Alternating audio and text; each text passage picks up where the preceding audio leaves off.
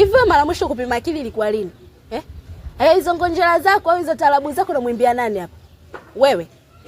Hivi ulijiangalia kwanza juu mpaka chini afu ndo ukaja kunisimamisha mimi? Sikia nikwambie, sina muda mchafu, sina muda mbovu wa kutembea na mnuka boxer, yaani mnuka boxer chafu, ambaye hata chupi yako wewe mwenyewe boxer yako kuifua uwezi. Kula yako wenyewe ukabe watu, uvunje watu meno, ndio ule. Siwezi. Muonekano wako bado hujafikia kutembea na mimi. Na siku nyingine ukiniona usinisimamishe. Nakwambia kabisa.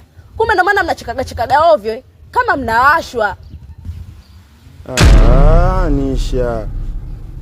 Hapo sasa unafeli kwenye 1 na 2, wewe unaelewa kabisa sisi sasa na 2 mtaa mzima hapa anatujua si akina nani.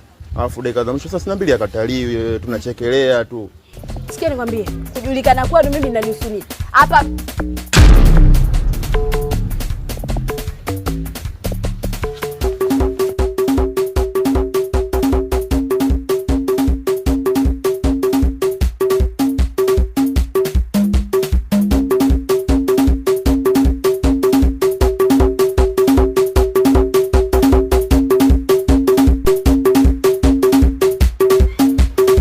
Oya dogo, unaitafuta vita ya 3 ya dunia ujue.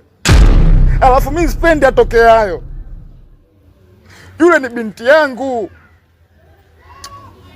We mtoto mshamba sana.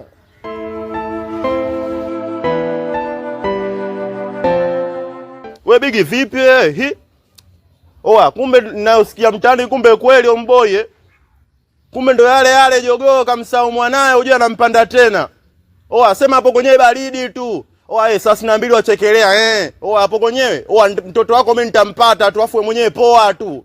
We nani bwana